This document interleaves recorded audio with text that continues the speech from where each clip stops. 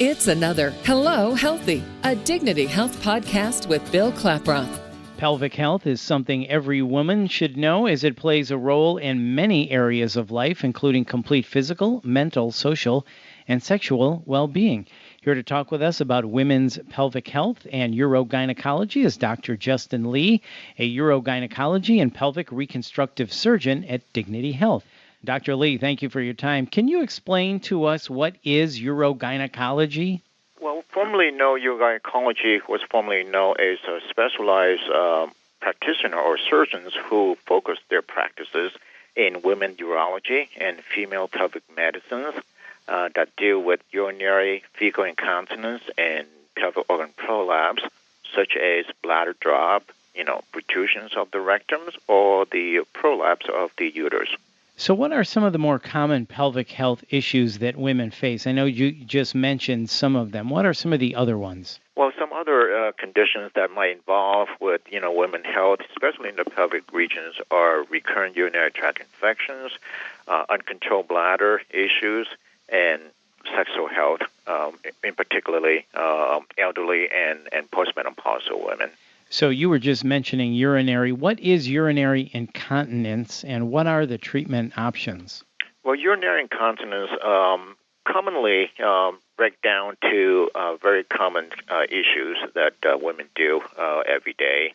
One is what we call stress urinary incontinence. Stress urinary incontinence is when patients or women might have leakage of urine when they cough, when they sneeze, when they laugh, when they exercise, or when they lift heavy object, or when they exert any pressure in the abdomen that cause women to have uncontrolled leakage of urine.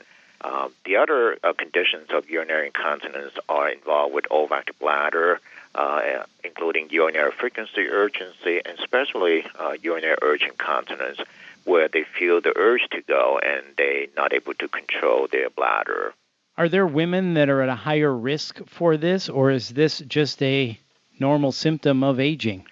Good questions. Actually, nearly 50% of urinary incontinence are increased with age. It's actually affect about 10 to 20% of all women, nearly 80% of elderly in a nursing home. Very prominent conditions, and most studies recently show that 17% of women above the age of 20 and even double in elder patients who I would say older than 50, 60 years old. Estimated approximately 6.8 million of primary diagnoses of urinary incontinence are most likely to be underdiagnosis and affect women who seek care, and those are less than half who receive treatment. And what are the treatment options, Dr. Lee? Well, treatment options are a variety in terms of different options for women, from conservative management, medical treatment, into surgical options.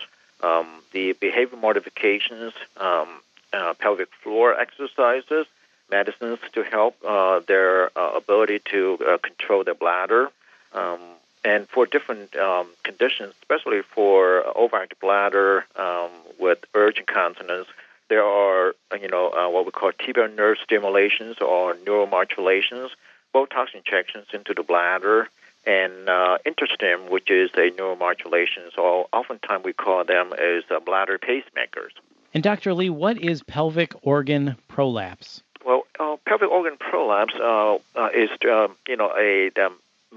medical terminology, but is involved with most of the times with women who have either bladder drop, the uterus that protruding toward the vaginal opening. Oftentimes, patients might present with rectum that protruding toward the vaginal opening, and vaginal prolapse for those who have hysterectomy. And Dr. Lee, how do you treat pelvic organ prolapse? Pelvic organ prolapse have different options. Of course, conservative management. If it doesn't bother the patients, they can actually monitor and watchful for their conditions. Second options are passive uses to help to support the prolapse, and lastly, surgical option. Dr. Lee, for a woman who is experiencing pelvic floor issues or has concerns, at what point should she seek medical advice? As I mentioned before, it is very common conditions for women to experience daily. They first initially seek out treatment option with their primary care physicians when the concerns and experience of urinary incontinence worsening and it has no much improvement, then they should be referred to a urogynecologist or someone who specializes in female urology and pelvic organ prolapse. So when it comes to pelvic health, is this something that can be managed over a lifetime if treated fairly early? It is a quality of life, and the risks involved and also increase with age. Certainly, the early detections and early treatment and help in regard of their conditions certainly will improve their quality of life throughout their lifetime. And Dr. Lee, if you could wrap it up for us, what else should we know about pelvic health? Well, it's important for women to know it's about pelvic health because it is not a condition that we oftentimes think that is a natural occurrence during their lifetime. It is the conditions that affect their quality of life, and there are treatment options that we have to provide to the patients to improve their daily experience. All right, Dr. Lee. Well, thank you so much for your time today. We appreciate it. For more information, please visit dignityhealth.org/Bakersfield/women's-center. That's dignityhealth.org/Bakersfield/women's-center. This is Hello Healthy, a Dignity Health podcast. I'm Bill Klaproth. Thanks for listening.